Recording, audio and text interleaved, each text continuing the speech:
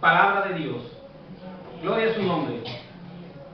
Vemos que en el versículo 15 dice entonces que pequemos, pues no estamos bajo la ley, sino bajo la gracia. Pablo había venido en los capítulos anteriores, capítulo 5, había venido defendiendo la justificación por la gracia. Y en el versículo 20 del capítulo 5 dice esto: pero la ley se introdujo para que el pecado abundase, mas cuando el pecado abundó, sobreabundó la gracia. Paramos aquí porque muchos profetas o falsos profetas muchas veces se cogen de estos versículos de tal manera que los tuercen la escritura. Entonces habían unos de estos falsos profetas a los cuales se les llamaba los antimonianos, los que aquellos decían: ah, vale, si la ley ya no vale y ahora estoy protegido por la gracia, pues yo ya puedo pecar, total, la gracia siempre me salva de todos mis pecados. Por eso es que Pablo decía: no, no es así. La respuesta de Pablo fue: de ninguna manera. No podemos seguir pecando ahora que estamos bajo la gracia. ¿Por qué? Porque la mera sugerencia de que la gracia sea una licencia para pecar era una contradicción abrupta. Porque la gracia, su propósito de la gracia, era libertar al hombre del pecado. Si la gracia viene a mí para libertarme del pecado, ¿cómo es posible que yo voy a pecar porque la gracia me va a salvar? No tiene ningún sentido. Muchos versículos en toda la Biblia hay falsos maestros que tergiversan. Por eso hay que tener bastante cuidado. Cuando la gracia alcanza la vida de nosotros, además de justificarnos, nos lleva a una transformación espiritual. Y no tengo mucho que decirles aquí porque cada uno la ha vivido. La transformación espiritual es el síntoma del creyente que ha alcanzado realmente la salvación. A veces nos preguntamos cómo somos salvos. Es uno de los síntomas. Viene el versículo 16, dice: ¿acaso no sabéis a quién os presentáis como siervos para obedecerle? ¿Siervos sois de aquel a quien obedecéis? Ya sea del pecado para muerte o de la obediencia para justicia. Y esto, como lo vengo diciendo desde el principio, si me permite decirlo, esto es una verdad verdadera. Es una expresión que me gusta. O como se diría los matemáticos, la ciencia en general decía, esto sería un axioma.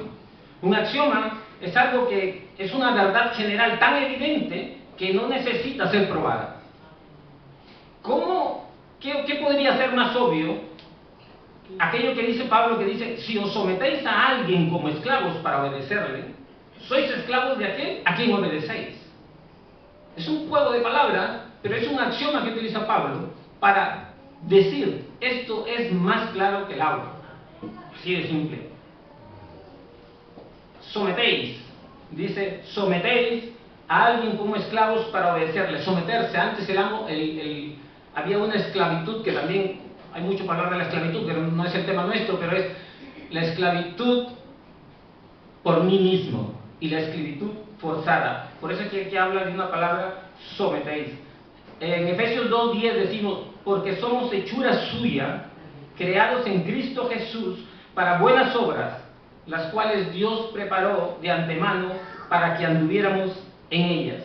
Esa es la segunda esclavitud del cristiano. El cristiano, en la primera esclavitud, está esclavo al pecado. Cuando el Señor Jesús llega a nosotros, nos saca de esa esclavitud y ahora somos siervos de Jesús, siervos de Dios. Y en esa esclavitud, la esclavitud de la justicia es una marca inevitable de la vida eterna. Por eso, que cuando un cristiano acude a Dios y hace obras, porque la fe es muerta si no hay obras, acude a Dios, son obras que Dios ha preparado de antemano para que sean hechas por sus hijos. No son las obras que yo hago, sino son las obras que Dios ha preparado para que sus hijos las hagan de acuerdo a la voluntad del Padre. Entonces no hay otra alternativa. Todos los hombres, o bien somos dominados por el pecado, lo cual significa que están bajo el señorío de Satanás, o somos dominados por la justicia, lo cual implica que estamos bajo el señorío de Cristo. Una dualidad en el mundo verdadera. O estoy dominado por el pecado, por la cual no me puedo salir, porque no tengo señorío yo mismo para poder salirme del pecado, o estoy dominado por la justicia, o estoy dominado por Satanás, o estoy dominado por Dios. Si quieren encontrar alguna otra variedad, no la van a encontrar. No existe. Mateo Henry escribió: si queremos saber a cuál de estas dos familias pertenecemos, debemos indagar a cuál de estos dos amos rendimos nuestra obediencia. Es una cosa que pesa mucho, porque si yo quiero saber si estoy obedeciendo a Dios o estoy obedeciendo al pecado, solamente tengo que indagar cuál de estos dos amos rindo yo obediencia. Parece que estamos libres de todo pecado. No. Todos los días pecamos. Todos los días pecamos. Los cristianos también pecamos. Pero tenemos que fijarnos si estamos obedeciendo o si estamos obedeciendo a un esclavo, a un amo o a otro amo. El mundo nos obliga a ir hacia él.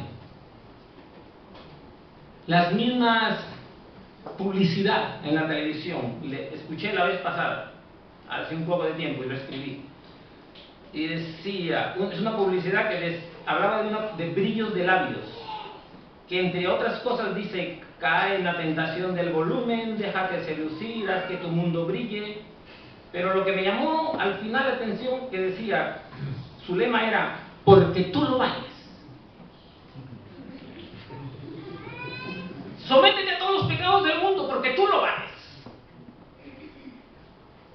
Hay que tener mucho cuidado cuando nos hablan realmente.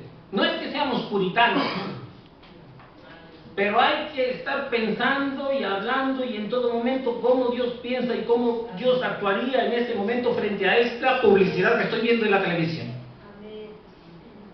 O a esa película que me voy a ver. O qué es lo que yo hablo, incluso mis palabras. Y esto, bueno, no sé, a los hermanos que no somos de aquí, pero a mí me ha pasado. Yo he hablado algunas palabras y pensaban que eran normales y tal y cual, porque las adquiría de aquí. Pero resultaba que eran no buenas. ¡Fuera con eso! ¡Fuera! Todos los días nosotros debemos estar indagando a quién estoy sirviendo. Y si algo está allí, y Dios ha dicho que no es, así el mundo me está diciendo que sí es. Y que por eso voy a ser rechazado, pues seré rechazado, porque el Señor me ha dicho que seremos rechazados. Si Él fue rechazado, nosotros también seremos rechazados. Ojo con las cosas que andemos en el mundo. Parece que fueran, no, son cosas leves. No son cosas leves. Los conceptos de Dios, las enseñanzas de Dios no son leves. Es para tomarlas y vivirlas como si estuviéramos ya en el cielo. Estamos siendo preparados para vivir en el cielo. No estamos en este mundo, que dice, no somos de este mundo. Por lo tanto, nuestra proyección debe ser otra, completamente diferente. Nuestro modo de ver el mundo tiene que ser completamente diferente. No puede un cristiano tener la misma visibilidad del mundo como un no creyente. Es imposible. A estos que venden anuncios, estos comerciales, estas publicidades y tal, la Biblia le responde así, 2 de Pedro 2:19, les prometen libertad y ellos mismos son esclavos de corrupción, porque de quien uno es vencido, de este queda hecho esclavo. Te prometen libertad en la televisión, si te compras este coche y tal, si te compras esta casa tal, si te compras vas a tener tal. Esto no puede ser. Hay que también tener sentido crítico a la vez. Humanamente hablando, yo les aconsejo tener un sentido crítico de la vida, humanamente hablando. Pero divinamente hablando, hay que ser seguidores de la palabra de Dios. Por eso es importante conocer la palabra, porque es la única manera de conocer a Dios. Y la única manera que Dios quiere que nosotros actuemos mientras estemos en este mundo. Y la única manera de saber la voluntad de Dios que quiere para cada uno de nosotros. Leer la Biblia no es ser cultural. Leer la Biblia no es ser, qué bonito leer. No. Leer la Biblia es, me está dando alimento espiritual de tal manera que yo estoy santificándome por su justificación para algún día ser glorificado, porque eso es lo que vamos a hacer. Porque ya fuimos llamados. Ahora estamos en proceso de la santificación. A un día llegaremos al proceso de la glorificación. Qué bueno es saber de dónde venimos y a dónde vamos. En este sentido. Siempre tiene que haber un antes y un después.